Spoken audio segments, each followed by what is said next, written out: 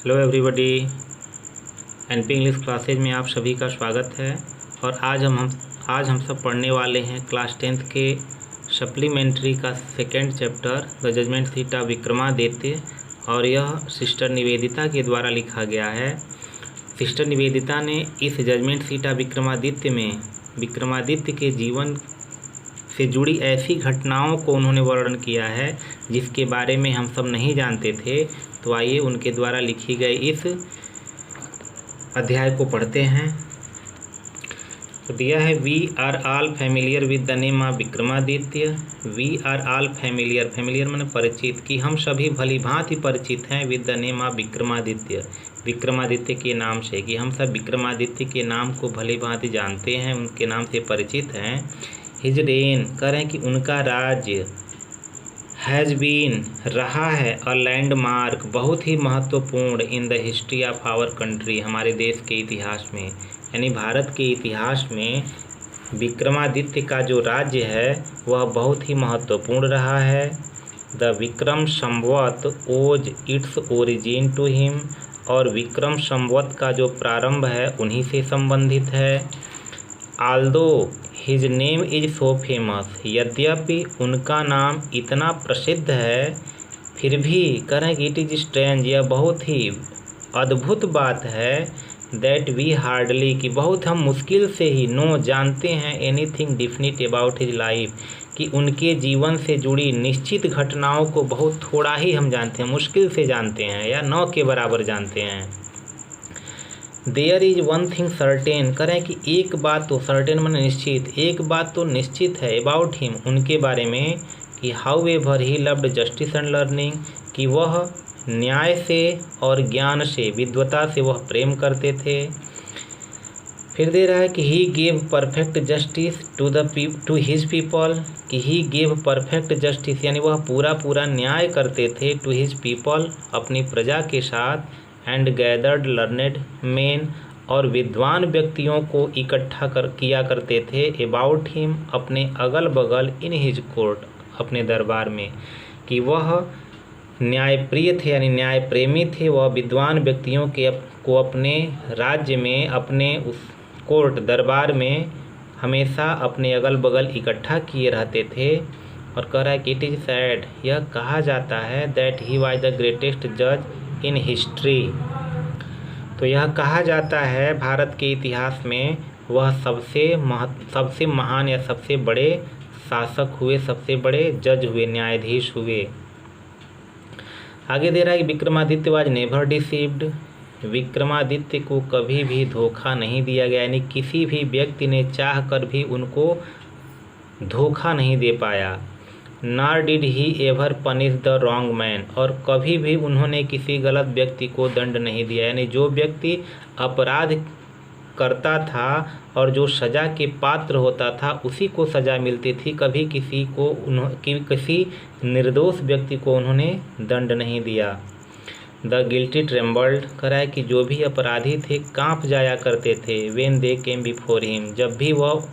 वे अपराधी विक्रमादित्य के सम्मुख जाते थे वे कांपने लगते थे, फॉर, क्योंकि दे न्यू, वे जानते थे, that his eyes would look straight into their guilt, कि उनकी जो निगाहें हैं सीधे उनके अपराध को देख लेंगे। इस प्रकार से भाव उनके अंदर था, इसलिए वे कांपने लगते थे।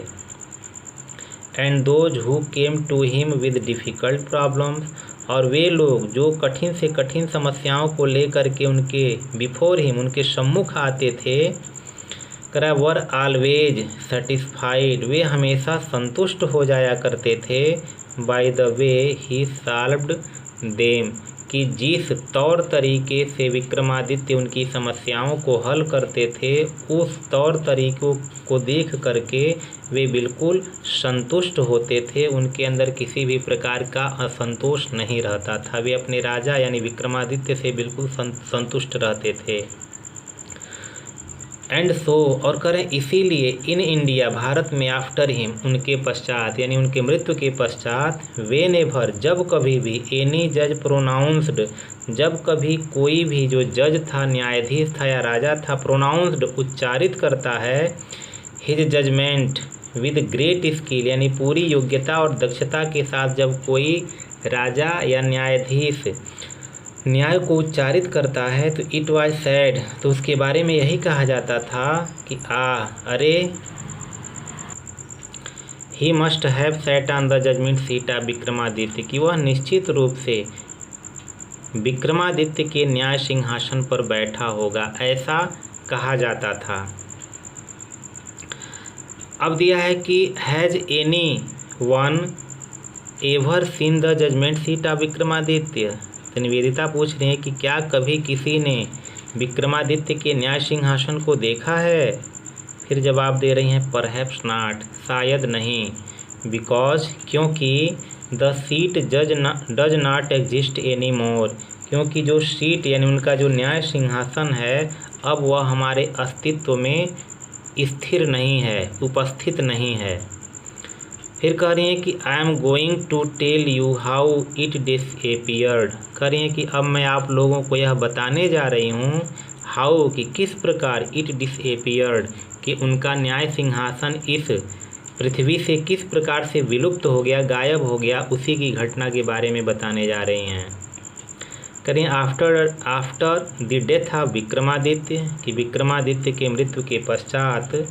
द पीपल ऑफ उज्जैन, कि जो भी उज्जैन के लोग थे in due course of time यानी समय बीतने के साथ साथ फॉरगॉट हिम, वहाँ के लोग विक्रमादित्य को भी भूल गए। हिज पैलेस, जो उनका राजमहल था, एंड हिज फोर्ट्रेस, और उनका जो किला था, वर रुइंड यानी टूट फूट गया, मतलब खंडहर बन गया। द हीप्ड, और जो ढेर था, अप रुइंस यानी खंडहरों का, हैविंग बीन कवर्ड यानी ढके होने के कारण, विद ग्रास घास से, डस्ट धूल से, एंड ट्रीज और पेड़ों से, were turned into the pasture land, कि उनका जो किला था, महल था, वह पास्चर लैंड यानी घास के मैदान के रूप में, चारागाह के रूप में परिवर्तित हो गया। For the feeding of cattle यानी मवेशियों के चरने के लिए, वहाँ पर मवेशी अब चरने जाया करते थे। दे रहा है कि the village people use to send their cows out to these pasture to graze, कह रहा है कि जो गांव के लोग थे use to send their cows, कि अपने मवेशियों को यानी गायों को भेजा करते थे, out to these pasture to graze यानी इन जगहों पर या उन चारागाहों में अपने गायों को वे सब चरने के लिए भेज दिया करते थे। Early in the morning the cattle would go in the care of the shepherd boy, कराए कि होत सवेरे ही या तड़के सवेरे जो भी चारावाहे होते थे, चारावाहों की केयर देख रेख में, कैटल जो भी मवेशी थे, वुड गो वह जाया करते थे, and would not return till late in the evening, और उस चारागाह से देर शाम तक भी वह लौटा नहीं करते थे। When it was time to return, और जब उनको लौटने का समय होता था, a shepherd boy would call out from the edge of the pasture, तो एक उसमें से चारावाहा लड़का किसी किनारे पर या खेत के किनारे पर वह खड़ा हो जाता था, यानी चारागाह के किनारे पर खड़ा हो जाता था, और call out from the edge, और उसी कगार से खड़ा होकर के अपने मवेशियों को आवाज़ देता था।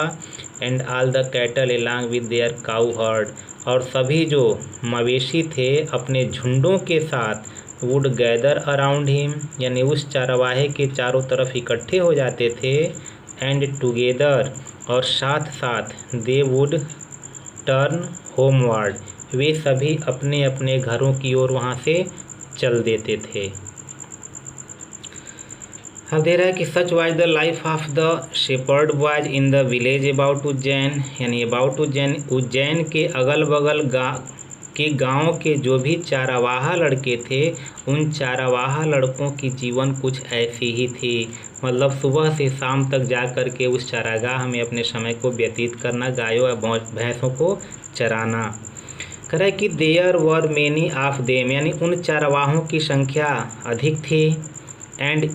इन the long day on the pasture, और उस चारागाह में उनके पास अत्यधिक दिन में समय होता था। They had plenty of time for fun, यानी दिन का अधिकांश समय उसमें वे सब आनंद में मतलब खेल कूद में व्यतीत किया करते थे। सुबह से शाम तक अपने गायों को लेकर के उसी में रहते थे। तो गाय अगर चरा करती थी तो इन लोगों के पास और कोई कार्य होता नहीं था, इसलिए ये सभी चारावाह मिलकर के आपस में खेला करते थे। तो इनके पास खेलने के लिए पर्याप्त समय हुआ करता था।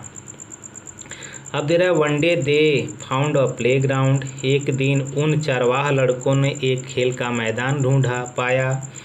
And how delightful it was, और उनके लिए यह बहुत ही आनंद की बात थी, प्रसन्नता की बात थी। The ground under the tree, कह रहा है कि पेड़ के नीचे का जो वह भूभाग था वाज रफ एंड अनइवन, कह रहा है ऊबड़ खाबड़ था। हियर एंड देयर, कह रहा है कि इधर उधर यहाँ वहाँ। The ends of great stone, ends मतलब छोर, ऑफ ग्रेट स्टोन बड़े बड़े पत्थरों के जो छोर थे, पीप्ड आउट यानी बाहर निकले हुए थे। एंड इन द मिडिल, और उन पत्थरों के मध्य में there was a green mound, एक हरे कलर का टीला था। विच लुक्ड, जो दिखाई देता था, वेरी मच लाइक द जज सीट, यानी जज के सीट की भांति बिल्कुल वह बीच वाला जो हरे रंग का टीला था वह सिंहासन की तरह दिखाई देता था। At least one of these the boys thought so, at least कम से कम वन ऑफ द बॉयज, उन लड़कों में से एक लड़का थॉट सो ऐसा सोचा, यानी उसे न्यायाधीश के रूप यानी न्यायाधीश के सिंहासन के रूप में उसने उस हरे टीले को सोचा। And seated himself on it, और वह जा कर के उस हरे टीले पर अपने आप को स्थापित कर लिया, मतलब बैठ गया। और बैठते ही कह रहा है कि आई से बॉयज ही क्राइड, वह चिल्लाते हुए कहा, लड़कों मैं कहता हूँ आई विल बी द जज, कि मैं न्यायाधीश बनूंगा, मैं जज बनूंगा। एंड यू कैन ब्रिंग, और तुम ला सकते हो, ऑल योर केसेज, अपने सारे मामलों को, अपने मुकदमों को, बिफोर मी, मेरे सामने। And we will have trials, और हम सभी उस पर मुकदमा चलाएंगे।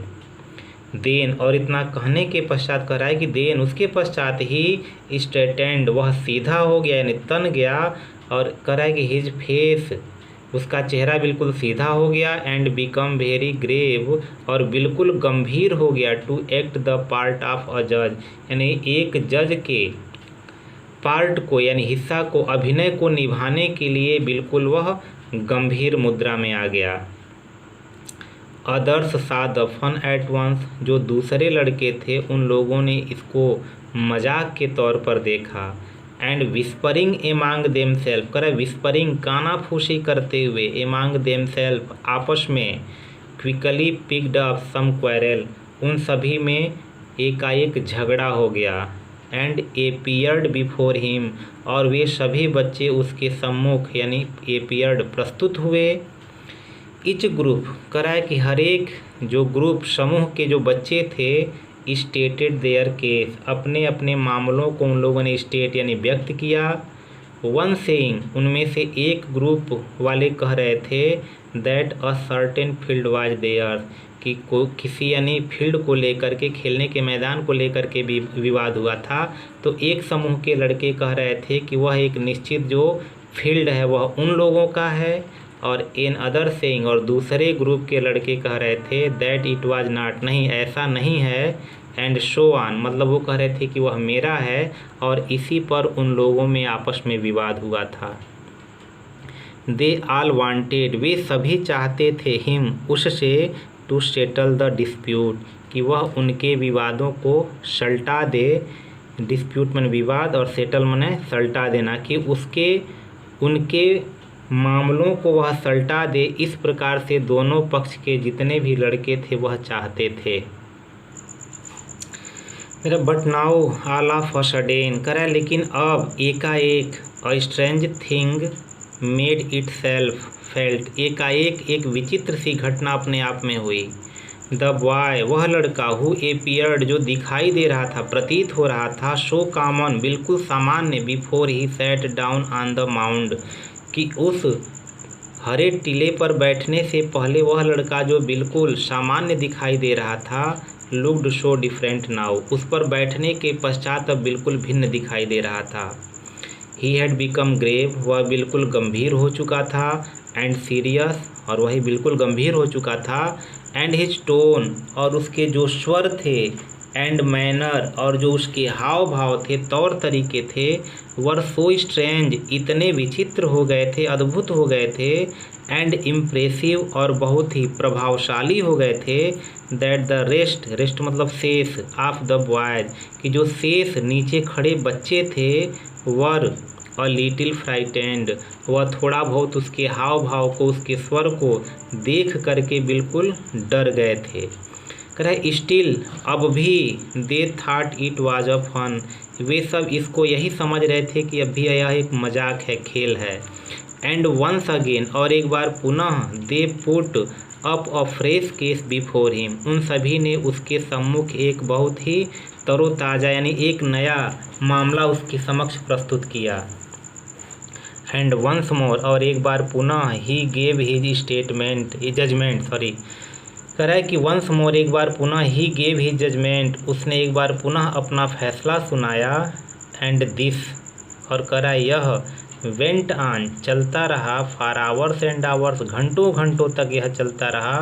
टुगेदर, साथ साथ, यानी सभी जो लड़के थे और वह मिल कर के यह मामला उसके सामने ले जाया करते थे, और वह उस पर इस प्रकार के जो भी अपने फैसले था सुनाया करता था। करा ही सिटिंग ऑन द जज सीट, यानी वह जज के सीट पर बैठा हुआ, लिसनिंग द कंप्लेंट, उनके शिकायतों को सुनता रहता था, एंड प्रोनाउंसिंग, और उच्चारित करता रहता था, द सेंटेंसेज, करा है कि उन वाक्यों को,